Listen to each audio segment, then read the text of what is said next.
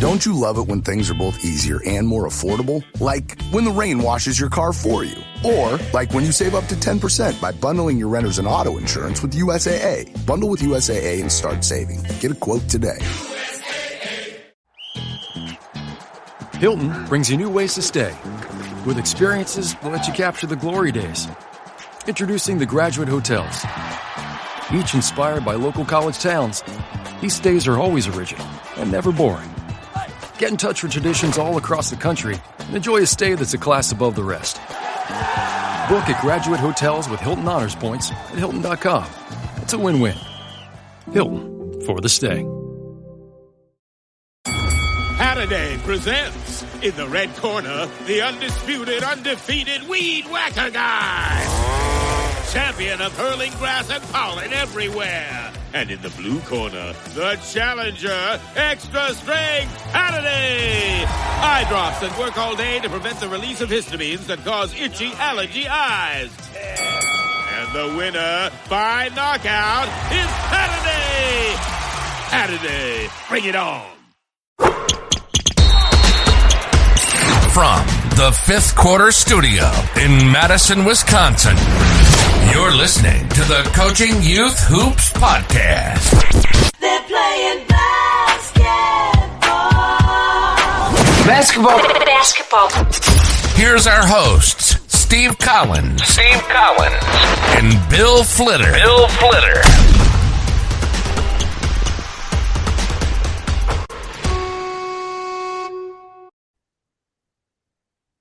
Hello, coaches, and welcome to the Coaching Youth Hoops podcast. I am your host today, Coach Bill Flitter with basketballpracticeplans.com. And if you're struggling putting a practice plan together, head on over to basketballpracticeplans.com. We got practice plans for K through 8. And speaking of that, we have a guest that I actually met through Basketball Practice Plans, Coach David. He coaches 5th grade girls. We struck up a conversation actually over our customer service chat bot. And turns out David has a long history in emotional intelligence, sports psychology. We call you Dr. Dave. Is that what you go? No, it was cool the first week after I got my PhD, but I haven't used the doctor since. You haven't used it since. Okay. All right. We'll just call you Coach David then. So Coach, thank you for being on today and sharing your insight. This is a topic this is one where coaches get out your pen, paper, lean forward. Because I think you guys are going to be in for a treat today to talk about, the what David calls the third element, if I could use that term that we just talked about. We coach the X's and O's and, in performance, physical performance, but we don't touch upon the mental performance. And that's what we're going to talk about today. So David, love to hear your background, share it with the coaches, and we'll dive in. Great. Thanks for having me, Bill. And I must admit that your practice plan saved me. So I appreciate that. Wow, awesome. Good to hear. Good to hear. I love it. So I'm a psychologist by trade. I'm a high performance psychologist who's practiced my craft in a couple different arenas. So I've been a university professor teaching executive MBAs for about 23 years. I've also done a lot of leadership consulting for C-suite leaders. So I've helped seat a lot of CEOs and other leaders in Fortune 500 companies. But my real passion area is in this area of peak performance psychology. And currently I'm a peak performance coach where we use science to train people to enjoy the pursuit of what's possible in their lives. And then how does that relate to youth hoops? Well, it's important because that's the foundation. So I started off as a 5'0" scrappy point guard back in the day. And my claim to fame, I think, was putting up 54 points in a college intramural game. So in the other guy's defense, they probably had a party beforehand. And I didn't go, but I still had to put the ball in the hoop. So That's awesome. Yeah. So that's my background in a nutshell. I've always had a passion for sports. I did a startup a few years ago focusing on this as well, which I can talk a little bit about as well. But my ultimate goal is really, no matter which arena I'm playing in, it's to help people untap the potential that's in them and using science and best practices to do so. Yeah. Well, and let's dive into that a little bit. I mean, we're coming out of COVID, and I hear a lot, including the teams that I coach, about, I don't know, the maybe, I don't want to call it issues, or maybe issues is the right word, that the transition from coming out of COVID into now back to quote unquote normal life. And I'm seeing the impact on young people in that transition.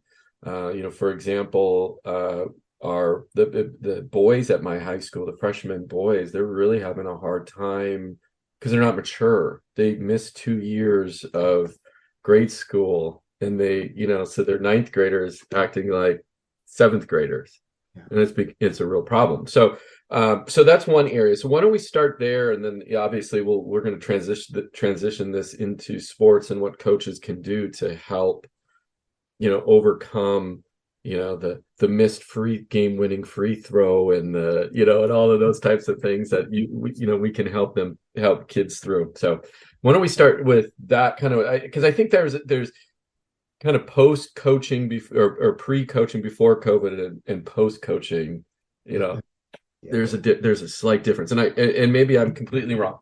So maybe you can. No, Bill, you're hitting something that us in the psychology field have been sounding alarm bells on, and that is what has happened to the developmental learning of kids this age, who are social beings, and they need to mingle, and that's how they learn from making mistakes, and then largely at home. So, it has been said, this isn't my original idea, but I believe as well that our next great pandemic, we're in it. And when it comes to mental health, it is fear of failure, fear of other people's opinions. And fear of what? What was that last part? Fear of what? FOPO, fear of other people's opinions. Oh, interesting. Okay. And it is just prevalent. So, for example, I was trying to recruit fifth grade girls real quick, and the line I kept getting was, "Oh, I look like a fool. Oh, I'm not as good as so and so," as opposed to earlier when, "Yeah, sign me up. Let's get after this." Yeah. And so I think as coaches, as parents, I'll take the psychology hat off, and just on the human level, I think our job is to help kind of level set kids in terms of understanding that this fear, because they haven't been able to have their social networks, they don't have the skills, and so far they're so afraid of other people's opinions that they can't process, and they tend to shrink under pressure as opposed to rise. So what can we do? One is to make sure that as coaches, we're constantly building up the confidence. There's several ways from science we can do that. Constantly build a culture where it's fun, but they're growing in their skills.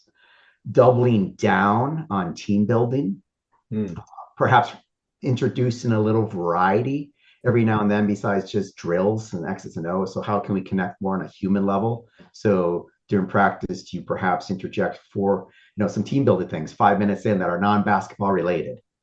And just what's an example of that? Because I think that's really key and really important part of it, because it does break up. So again, there's a difference between a coach who coaches once a week, right, and sees their kids once a week, versus a coach who's doing it like myself 5 days a week, 6 days a week, really. I'm with those kids. The only day off is Sunday.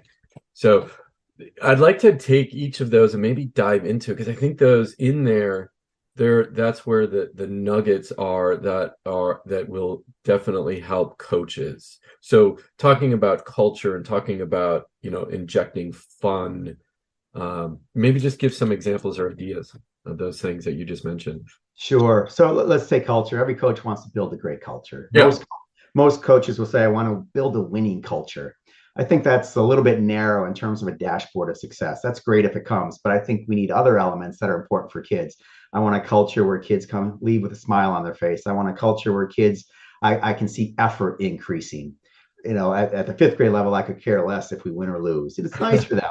But if they are truly improving their effort. So it's kind of setting the stage of what is our dashboard of success. Mm-hmm.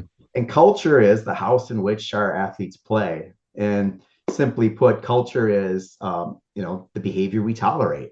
So when someone makes a mistake or doesn't, if someone's at a different skill level, how do we build those up who quite aren't there yet, as opposed to shooting them a look or knocking them down? Mm-hmm. So do we constantly give them that attention and notice that as coaches, and notice that it's not a one-size-all approach, that we have to have our radar on for different athletes and how they perceive it and where they are on the court. So what I like to get to is the common denominator. And the common denominator that we need to focus on at coaches are, what's the well-being of these kids? And well-being is they're coming here to hang out and have fun. Yeah. They're coming here to hopefully win a couple games or more. It's different high as you go up in high school, I understand, but just the common denominator. So what do we do as coaches to foster that environment of fun, learning, and building grits and getting after it as well? And I think that's where the secret sauce lies. Yeah, and no doubt about that. And I think, and it's this constant balancing act of all of those things together. Because like you said, and it doesn't change at the high school, it's just, we emphasize maybe winning a little bit more, but fun, culture, the well-being of the kids is so important. And I live in an area where, if you don't have a 3.8 GPA, you have no hope, no future. Right. And so there's that stress as well. Right. So that, there's the grades, athletic performance.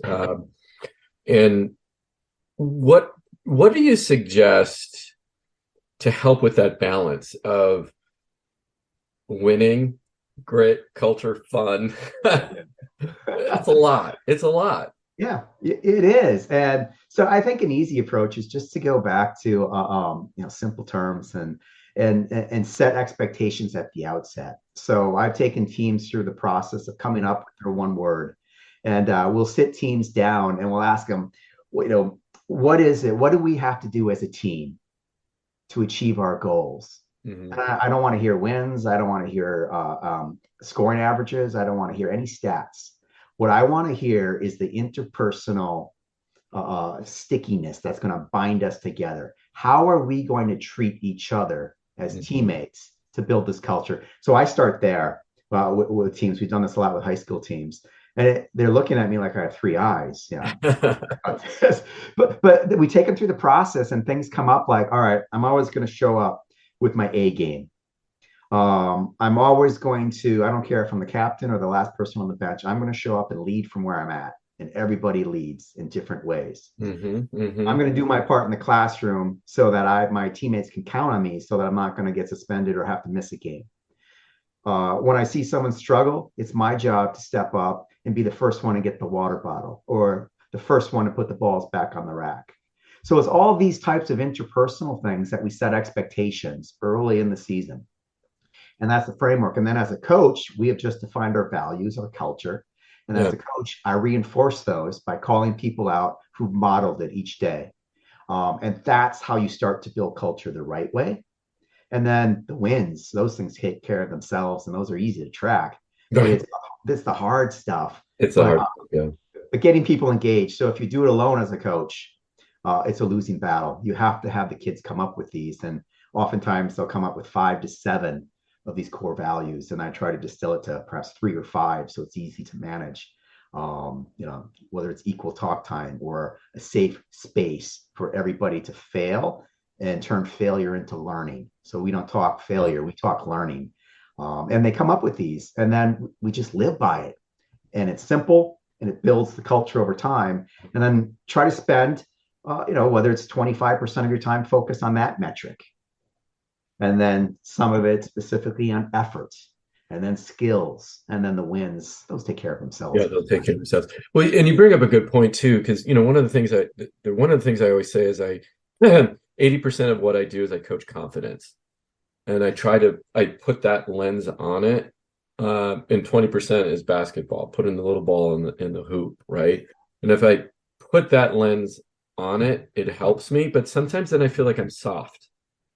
when I coach, like, because like when you and I were growing up, you know, it's, as a coach, it's my way or there's the door, right? And yelling was expected, right? You did it out of fear or getting cut or whatever it was. That's changed, I think, right? Absolutely. Yeah. Yeah, because now the door is often inviting for people because there's so many other options compared Right. to what you and I had as kids. Right. So, Yeah. so the options are just incredible. And then also it's just bad psychology. It's bad coaching when it's my way or the highway. So, so to flip it. So I'm curious, how do you coach confidence? What are some tactics that you use?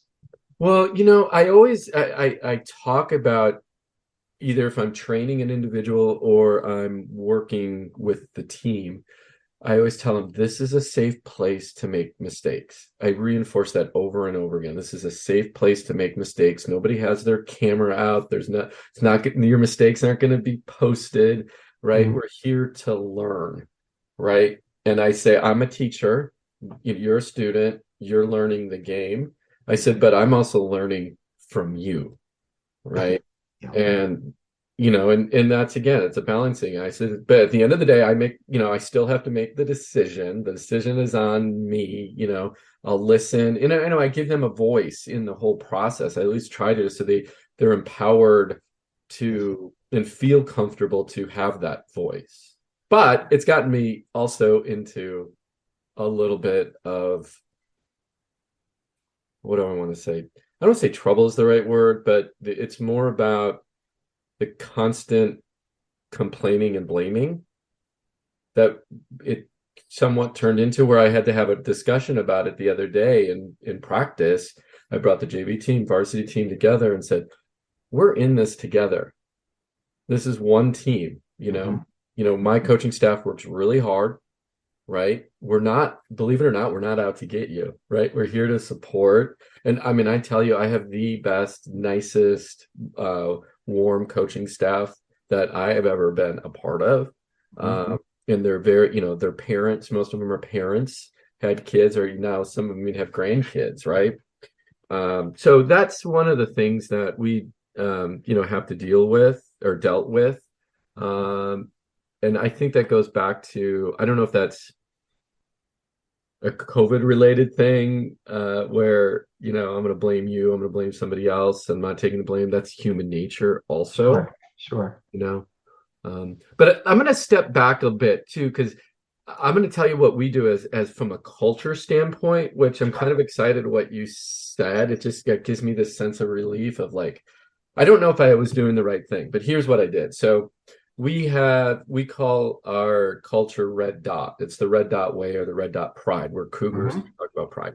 So it stands for, there's two bits. The red part is the basketball stuff, and the dot part is the kind of the intangible, more of the culture-y stuff that you would normally expect. So red is rebound, efficient scoring, and defense. Those are the three most important things that we want to do on the basketball side. Okay. And then on the other part is drive, open, together. So drive, and you see drive and open, those are two basketball terms as well, right? So, absolutely. But what it means, drive is energy, effort, and attitude, right? Your coach, or open is you're coachable.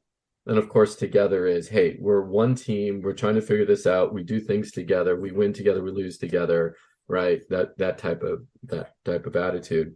And then at the end of every practice, a player picks the red dot winner for the day. And they literally get a red dot, a sticker. Actually, I have them right here. I don't know if you can see those. Yeah, brilliant. Yeah, they get a red dot, and then they obviously they have their names, and then they put a sticker next to their name. And then every week or 2 weeks, what I do is I give out a prize to the red dot winner, and it's a red ball, a little stress ball with a smiley face on it, in a one of those bracelets that have drive, open, together written around it, right? So just to reinforce that culture. And it sounds like what you were saying, that's exactly what you should be doing. No, yeah, you have all of the great ingredients there to build that culture and reinforce them on their levels. So that's really good. And then one point, we talked a little bit about confidence here, and Yeah. confidence is often a tricky thing at that age. So what happens is, for confidence to happen, we really need to be in the right emotional state. And when we're dealing with little kids and big emotions, oftentimes they don't manage them. So what I tend to say is, oftentimes as humans, we're living in the past where we ruminate, and we're living in the future where we're anxious. Yeah. Our job then as coaches is to bring them into the present moment. And when they're in the present moments, the past becomes noise and the future becomes background noise, and we can be here, we can coach. So setting the stage for the emotions. And what happens with kids and emotions is, oftentimes they have a short runway. So something bad's happened. A friend said something bad about me, or I screwed up and dribbled the ball out of bounds. Yeah. And they hit the wall quickly, and then they melt down. What we need to do as coaches is extend this zone of tolerance so they can handle emotions and interject when things don't go right. That's all right. And that calm approach you just described helps elongate their emotional bandwidth, so that when something goes wrong, they have the runway to stop and deal with it and pull themselves out before they hit the wall. And when we do that, what happens, that creates an opportunity to coach confidence. And confidence can come from a lot of places. I mean, research suggests there's 4 or 5 main sources of it. One is mastery of prior experience. Have I done it well? That's where most of us coaches tend to park and get the experience. You get confidence. That's just one piece. Yeah. We should also do modeling. So show them how to do it, and then have other players do it. So modeling is a tremendous way to increase confidence. Another source of confidence is verbal persuasion. So are we using positive, accurate feedback to get them where they're going or have to go? Because feedback can be a double-edged sword. Yeah, exactly. A fourth source of confidence then is, what is their emotional or psychological state? So I talked about this window of tolerance for our emotions. So what are we doing as coaches to get them in the right frame of mind, knowing that perhaps after practice they're starving to death, they have homework, whatever it is. So how do we get them? And that's where I think taking time for non-basketball stuff for 5 minutes, little team building, whether it's 2 truths and a lie, whether it's, we did the phone game, we whisper in one person's ear and they have to go down 15 players and see if the message is the same at the end. Or just simple things like that. Stretching, breath work is great. So those are ways we can alter as coaches their emotional and physiological state to get them in a more coachable mindset. And do you do that? Are you saying some of these, you kind of are you looking at it as bookends too, where you might, let's say you do breathing exercises to start practice, and I'm assuming, and maybe there is no order of this, but like start practice, get in the right frame of mind, because that's actually one thing that I've been noticing is, sometimes we have early practices right after school. So school ends at 3:30. We have practice at 3:45, and that's not because I want that. It's because of gym time, right? Right. We start at 3:45, we go to our 2 hours, and then we're out. Right? They just got done with school, 8 hours or 6 hours, friends, issues, homework, tests, blah, and now I got to say, perform, go, right? Or they just yesterday, gal came in and she's like, I just woke up from a nap, and it was. What time we had practice yesterday? 6:30, right? And she was like, I slept for whatever time she slept for, and right. So I know they're tired, but then and then pressure's on me. It's like, as a parent, I just, some days I just want to just like, okay, forget practice, we're not going to do it, and then game time comes, and then I have that going in my head, like, we got it, we're not ready, we're not ready for this next game, right? So it's just like this constant tug of war that is happening in my head as well, of hearing what they're saying, right? But also knowing the job at hand that we have to do. Yeah, it's tough. So there's simple things. We can simplify this process a lot. And part of it, I'll say, is, as a peak performance coach, I know we can control the mind through the body. Yeah. And through the body, it's breath work. So look at what all the athletes do, we see before a big shot. They take a deep breath and they reset it. So what's happening physiologically is, when kids are wired, and kids are bouncing off walls, We have their sympathetic nervous system wiring. It's like in a car where they're in first or second gear and they're just revving the engine, and they're constantly going. Yeah. We have to do as coaches then is get them out of that revving state, that sympathetic nervous system, into the parasympathetic, which calms the body. And breath work, visualization is a great method to do that. And then also the cadence of flow. So a lot of times practices should be set up so that you can kind of ride the up and the down, the up and the down, because we have a whole physiology going inside of us. And it's our job to kind of surf those biorhythms of our biology, as opposed to just jamming more action-packed things down them. So how do we space water breaks? How do we space? I'm a big fan of these 5-minute little team huddles of sorts and teach a concept. And take advantage of how our body naturally goes, and then interject some of these leadership or mindset skills amongst the practice. Interesting. Yeah, no, that's actually really good. Yeah. So for example, on the coaches I'm giving to the 5th grade girls, I redid it last night. I have practice plus a leadership lesson. Okay. So this week I'm doing practice plus confidence. Next one, practice plus communication. So what does that mean? Can you give us an example of what you would do? You coach 5th grade girls. So what would that look like for that age group? I know you have my practice plan. So what am I doing the leadership? So for the confidence, I'm going to simplify it. And, I gave you 4 out of the 5 sources already. And the 5th one was visualization. Okay.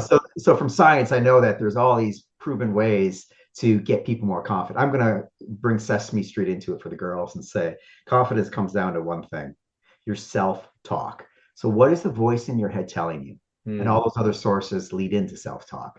Mastery of experience, social persuasion, monkey see, monkey do, all those things. So it's self-talk. So back to your question about coming out of COVID and where kids' fear is and anxiety and confidence, I'm going to start tapping that and say, let's listen to the little voice in our head.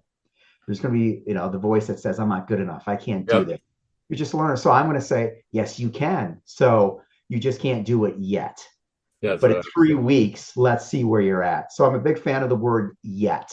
I always call it the C word. Can't say the C word. Yeah. Right. Exactly. So. And then give them small wins and reinforce them. So it's really not being a coach, but being a teacher and being a cheerleader more so than anything else. And just, so I'm going to talk about the positive mindset, have them share examples of what that voice in them is saying, and then also reward them at the end of practice, whoever helps other people with positive self-talk throughout the drills. When they miss a shot and say, don't worry, you'll make the next one. Or they fall flat on their face, don't worry, you won't do that again. And just reinforce it throughout that week's practice. And then each week there's a theme. So growth mindset, conflict resolution, team focus, the list goes on, and positivity. Yeah, that's amazing, because that's such a big thing, and I never put words to it or a structure like that, but I always try to be as positive as I can. No, I'm human. I do get frustrated when I teach them something 5 times and then they do the opposite of that, which we just talked about doing, right? And that's frustrating, right? And I try to take a deep breath, right? And try. I say I try. I'm not perfect at it. If my players are listening, right? I'm still working on it. Sure. But that's such a good thing. And the breathing. So I'll tell you what I do. I do this when the ball is on our bench side, when our girls are shooting a free throw. First thing I always say is, I just look at them, breathe, and go out. That's all I say. And then I see them do it, fill their lungs, and then, right? Because they forget to breathe. And I also talk about how find those moments in a game where you can breathe, right? And we talk about, okay, well, let's talk about them. Where are those moments? Obviously, free throw. When you're shooting or lining up, that's a moment to breathe, right? Or in transition, when you just busted your tail to get back, and now you're waiting for the offense or the defense, right, the ball to come up, or right, just take a quick breath. It doesn't take much. It's not like you're sitting there, just okay, I'm ready. right? And breathe out. So that's something I'm going to keep on reinforcing. I don't do it enough. I used to do it a lot more. It's kind of those habits that you forget. But yeah, and even in a timeout, the whole team can spend 15, 20 seconds. Mm-hmm. That's a routine. Or when hands in and we're ready to go, go whoever, let's take a deep breath first and do it. And that's where the science is at, right? So our job is, I tell this to C-suite leaders, I tell this to fifth grade girls, right? It's breath. That's where it's at. That's the one thing we can control in those moments. And the idea is we're creating more of a runway for us to handle the emotions. And respond more appropriately for the situation at hand. And are there tools, or what would you suggest? Because one of the things is bouncing back from mistakes, bouncing back from misses, bouncing back from blown assignments, whatever it might be, right? What would you suggest? What's a tool that you could give a young person? That's your money saying it's time for a McDonald's run. Because with new McValue at McDonald's, you get more than you expect. Like buy a 6-piece McNuggets and add a McChicken for just $1. Your money says let's go. Get more than you expect with new McValue. Prices and participation may vary. Valid for item of equal or lesser value. Great question. So, we always talked about the next play attitude. For adults, kids aren't driving, but I always say, do you drive your car looking through the rear view mirror? No, you can crash. So the analogy is, how do we focus on the here and now? So as I talked about earlier, we often think about the past, near term. Oh, I screwed up. And then we're in this cycle of, I'm not showing up for the present. So that's the first thing, is don't have a rear view mirror. Just rip it out and go and next play. And that's what the great athletes do. So it may not translate. It might be really good with the 15, 16-year-old boys and girls, but maybe not the younger. So the other aspect is, a famous psychologist said, don't should on yourself. I should have did this. I should have did that. The woulda, coulda, shoulda gets us in trouble. So the idea is, rather than shooting on ourselves, how can I focus on, I turned failure into learning. And that was a great opportunity. And I know I can adjust and pivot the next time around. So if I just got burned off the dribble, maybe next time I'm going to force the opponent to the weak hand. Or maybe next time I'm going to set a better screen so the pick can be more clear. And then another tip we'll give people, so rear view mirror, don't shoot on yourself. And then I'd also say, keep your emotions in check. We're all human. So at least once a practice, I missed a shot just to show them I'm human. It's tough to miss it. But no, I joke. Well, especially 54 points, coach. Come on. Oh, yeah. I'm the opposite. I always say when I miss, I say, coach never misses. Yeah. And they're like, yeah, right. Never misses. No, and then I always say, did I ever miss a shot in practice? And they're like, no, coach, never, Yeah. Make a joke about it. I'm the opposite. It's been 30 years since I played shot a ball. So I'm around 5% making them now. So, but the idea is sometimes just showing how not to do something in practice. So I'm a big fan of what we call in the business world critical incidents when we train people. A critical incident is something really great, something average, and something poor. So in practice, I like to mirror those so that they can see it.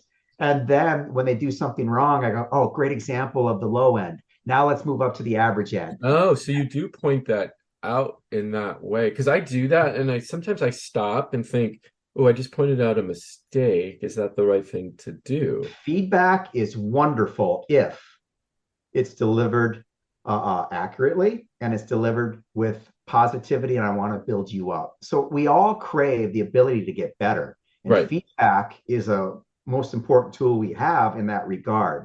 But how coaches deliver it oftentimes misses the mark. So I like to focus on feedback's an opportunity for the technical aspects. And let's just pause here, because if one player is not getting it, I guarantee you half the team isn't. So let's just go over it again. That's that monkey see, monkey do approach to building confidence. Yeah, that makes sense. And then, a lot of times we have on that same vein is, players who aren't getting the playing time that they think they not deserve or want, everybody wants to play. They don't want to sit on the bench, right? And, as in any team, it's a spectrum, right? You have really good players to ones that need more work overall. And you try to find, I always try to find spaces for everybody at some point in the game, but sometimes it just doesn't work out. Okay. So And, obviously that hurts their self-confidence, which, little do they know. I mean, and I tell them that it hurts me too, right? I got to do a better job of leveling you up and getting where you need to be. But okay, so the question in here is that I get asked is what from a player, what do I need to do to be better? Because I told them, I instructed them, don't ask me what do I need to do better to get more playing time. I'm like, that's the question is, what do I need to do better, or what can I do to make me better, right? And the team better. Yeah. So great question and not an easy answer. Yeah.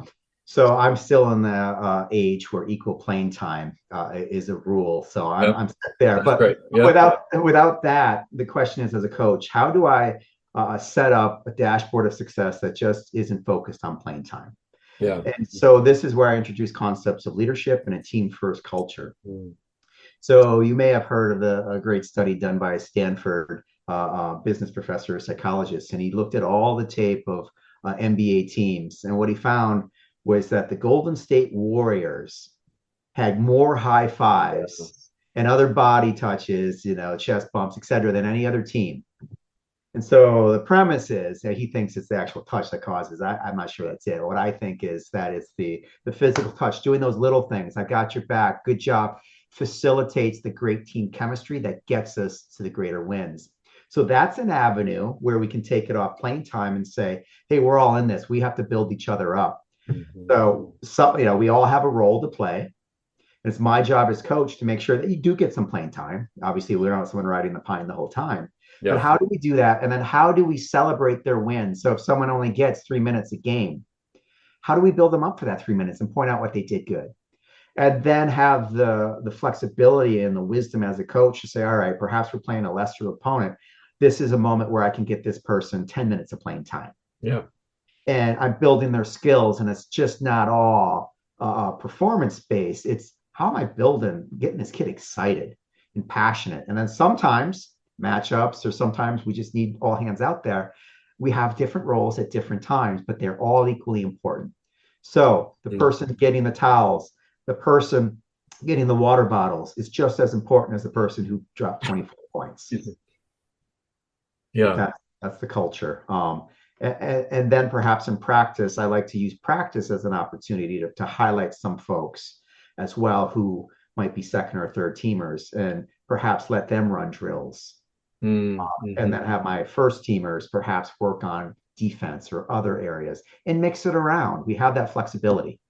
Yeah, no, that makes a lot of sense. And I think those roles are really important. Even what I always tell everybody is, when you're on the bench, you play a really important role. That's a role. You're in the game, right? They think that I'm sitting over here, I'm not in the game. I mean, you're in the game. I give them a task of watching the shot clock. We have a shot clock here, right? So they have to watch a shot clock. When it gets to a certain point, we have a trigger word on offense. We have a trigger word. They're 100% responsible for calling that trigger word out when it gets there. So they have to alert the players that are in, right, when it's time to, like, okay, or it's 10 seconds left. Holy cow, we need to score. We need to do something, right? So, that's one of their roles. Cheerleading is a huge role. I assigned one of my assistant coaches to the bench coach, right, where one of their jobs is to make sure players are engaged, but teach them how to be engaged when they're sitting on the bench. What does that mean, right? And then the how you sit on the bench is important, right? Are you moping because you just got out of the game, or you're not in the game? What's your body language saying? And that's what I always preach is probably not the right word. Talk about is your nonverbal is just as loud as your verbal. Yeah. No, Coach Gino from UConn has a great video out there. You can YouTube it.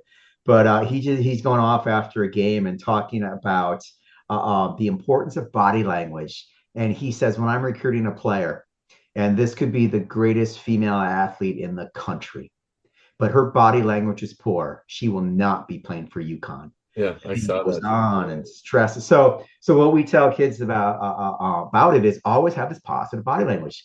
Stand tall, take a deep breath, shoulders relaxed up. So it's important, and I'll highlight examples. So, I recently went to a women's college volleyball game here in town, and I think only about a third of the players made the game time, from what I could tell, maybe a few more, maybe half. But I was just watching the ones on the sidelines, and they were like, it was just incredible, just smiles and hugs and high fives. It's the culture. And so I asked one of the players, said, what's the secret sauce for you guys? It's just amazing that you just ooze enthusiasm and the crowd fed off it. And she goes, vulnerability.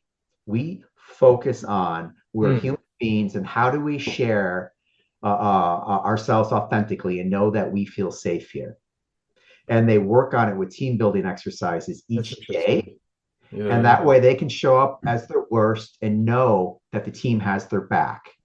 And bring that down to because that's the feedback I always hear. I mean, we can model after college, but then I'm like, come on, coach, I don't have a staff to like think through the leadership pieces, and I'm a high school coach or I'm a fifth grade girls coach. Yeah.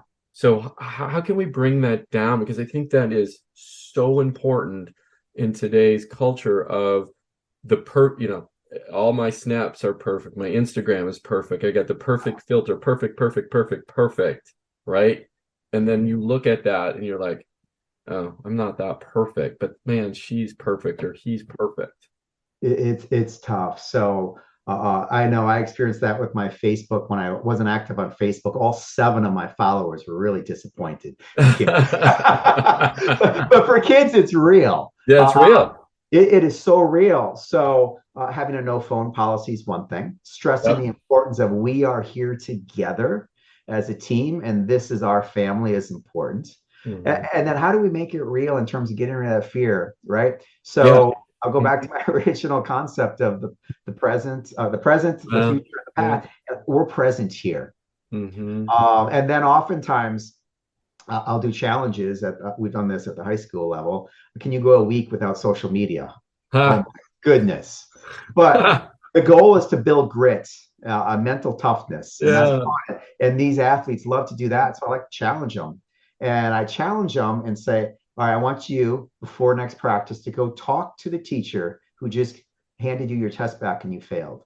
And what I want you to do is have this critical conversation. That's mental toughness. And then come back to me and report what the conversation is and the action plan to improve. Another thing you can build grit is I want you to go without social media, let's say for 2 days. Let's be realistic with the kids. Yeah. And that's grit. It's not just physical. Or I want you to apply for that job or you're too scared, that part-time job. So it's all these types of things to build grit. That's how we can bring it down to the level.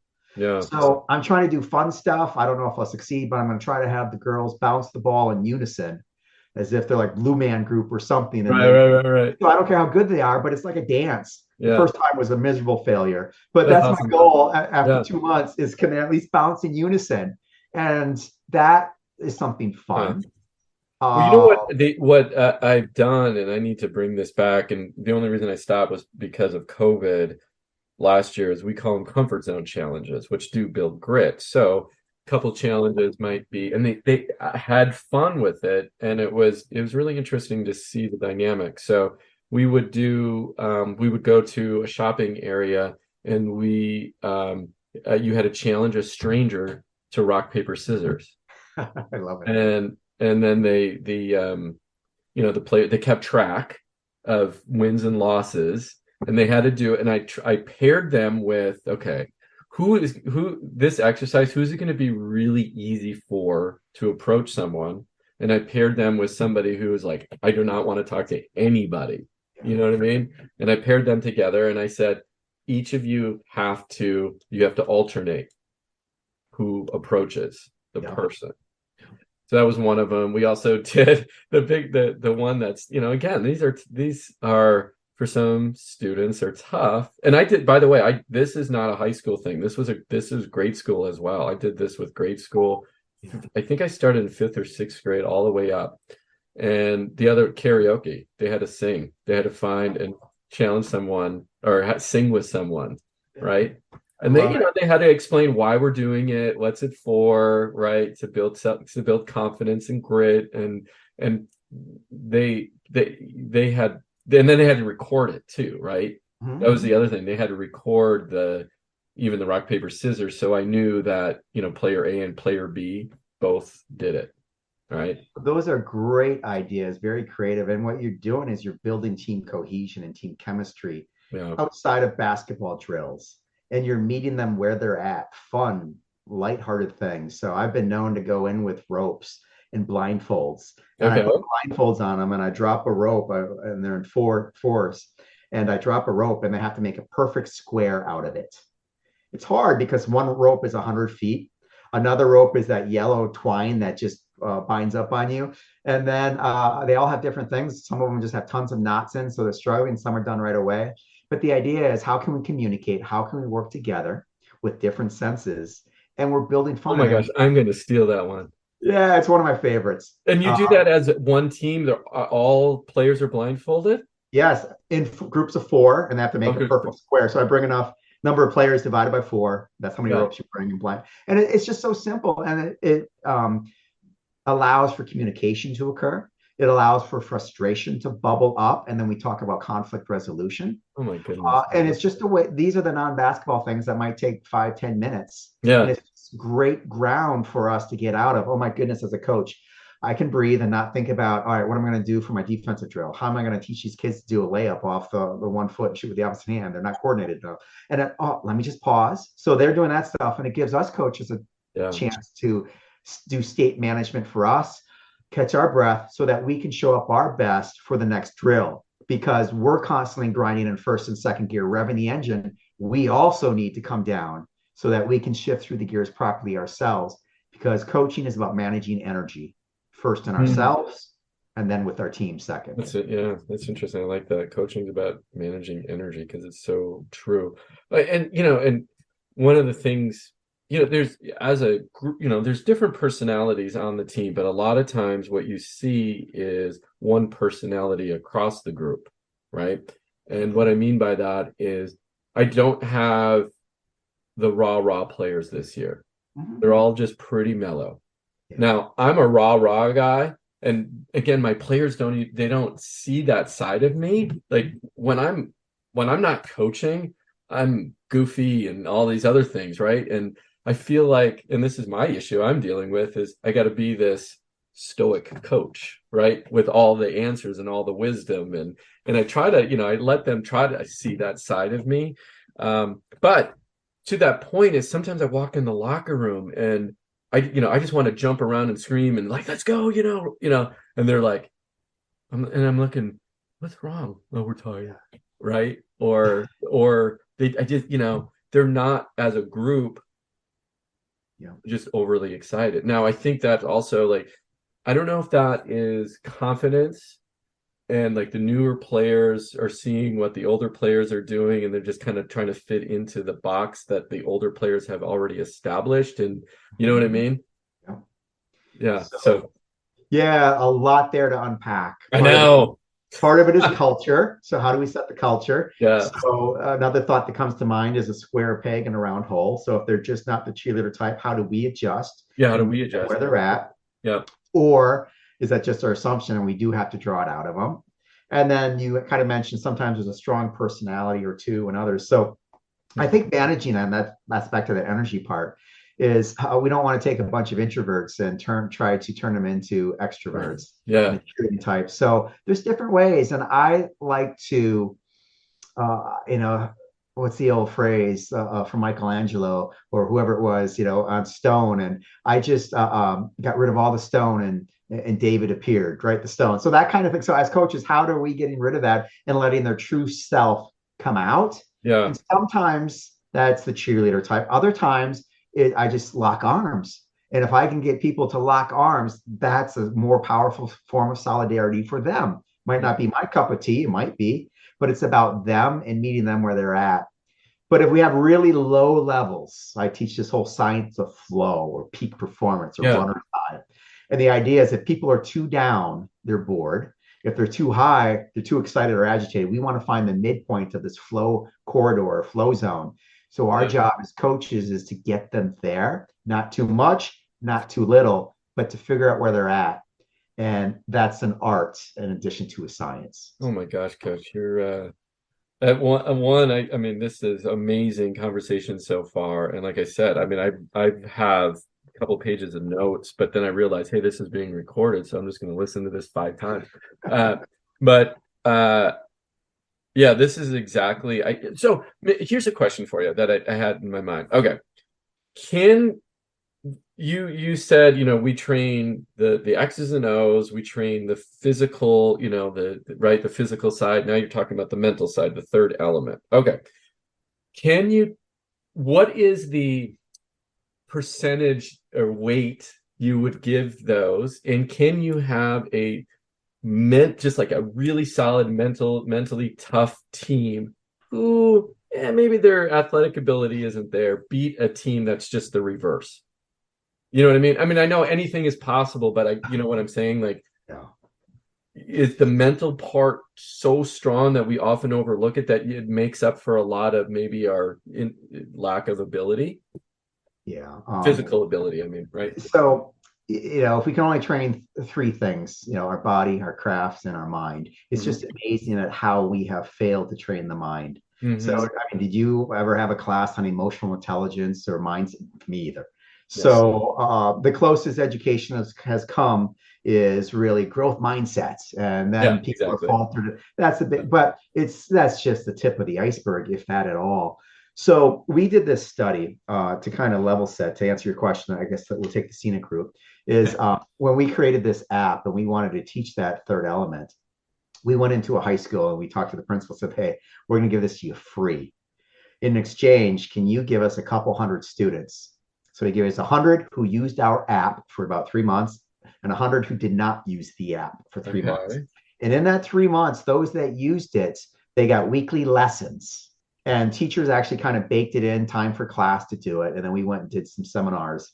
And what we found was incredible achievement. So for the males, we found about a 25% increase in their ability to lead, their perceptions. We found about, I think it was 28% increase in their confidence to overcome fear of failure. For females, this is where it got good. For females, we saw almost double that improvement. We saw about 47 pushing 50% increase in their ability that, I can step up and be a leader no matter where I'm at. About 40% increase in confidence to overcome fear of failure. So to me, by having these short 5-10 minute conversations, it leads to benefits that make them better kids, better people, set them up for success. And our tagline was, we teach the skills that last after the ball stops bouncing. So when I'm a coach and I realize I can't get these kids to make a regulation length free throw, but when I move them 3 feet in, I'm not a failure. It's just physical strength. But if I taught them how to dim those voices of I'm not good enough, I can't do this, as opposed to, hey, I'm just going to go make a fool of myself. I'm going to do it. And then after 20 shots, I made one. That's a huge win. And I see the smile on their face. So now back to your question, the percentages. I treat this mental element as a blood thrown through our veins. It's always there. Yeah. But we don't see it. So it has to be, and how do I show up as a coach and the messages I give? How do I set the expectations? How do I deliver feedback when I'm tired? After my first practice, my wife snapped a picture of me falling asleep on the floor without a pillow or anything. I was zonked. I had no energy. So how am I going to manage that the next practice round, knowing that I don't have the energy I used to? And so sometimes it's just writing out 5 positive things I can say today. Making sure that each girl hears it one-on-one from me, one of those 5 statements, one-on-one throughout the practice. Some might hear it more. And then how can I set the expectation on each, before we start? The word of the day or the leadership theme of the day is confidence. I want to spend 60 seconds talking about self-talk. All right, let's get into drills. And then at the end, let's reward people where they showcased it. It's just built into how we conduct ourselves, how we think, and then our ultimate goal beyond just the X's and O's and scoreboard. Amazing. And I'm glad you addressed the male versus female piece too. Is it, I mean, especially when coaching, do we have different challenges?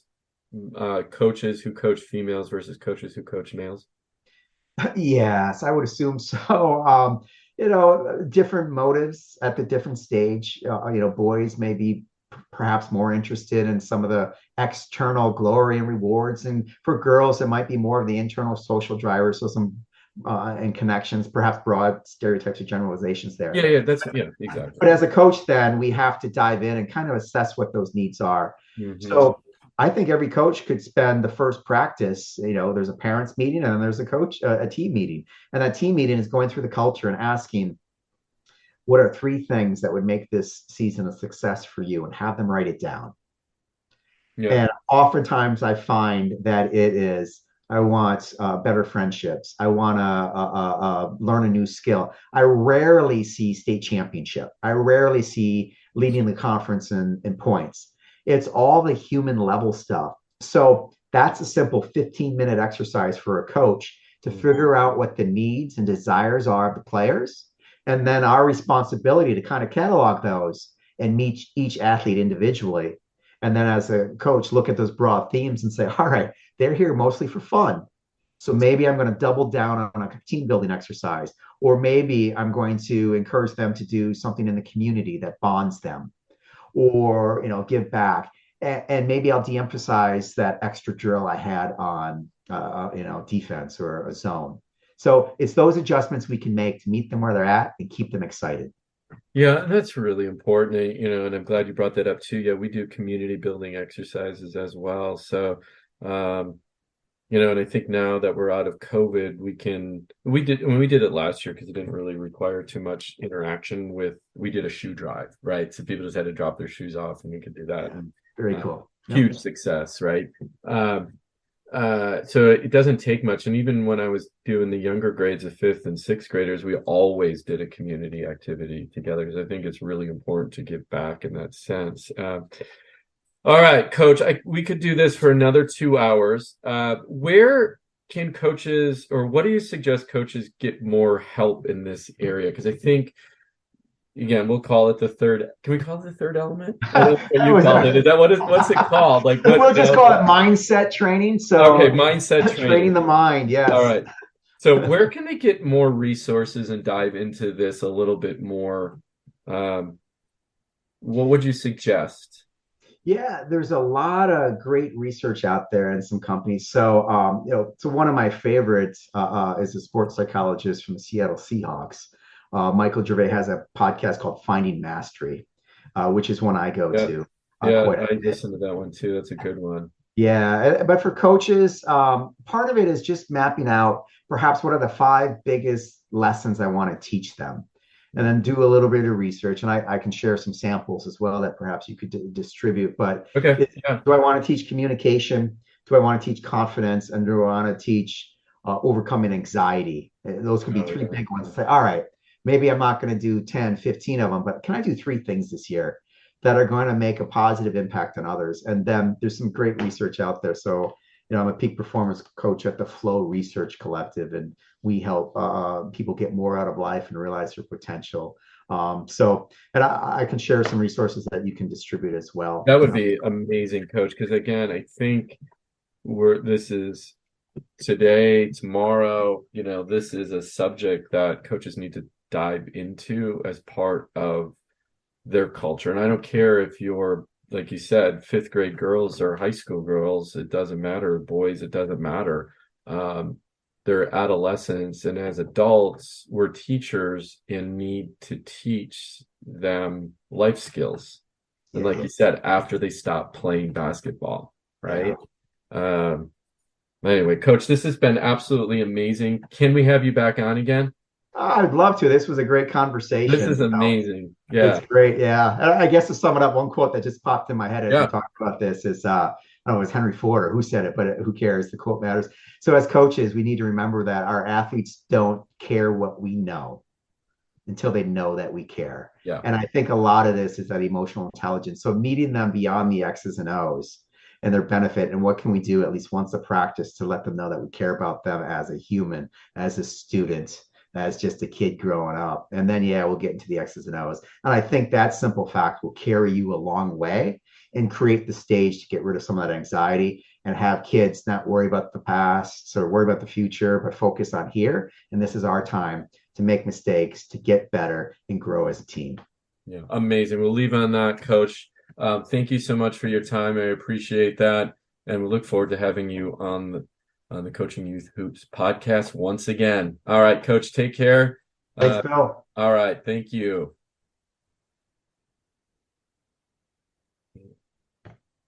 Hold on. It always disappears when I... This podcast is part of the Sports Social Podcast Network.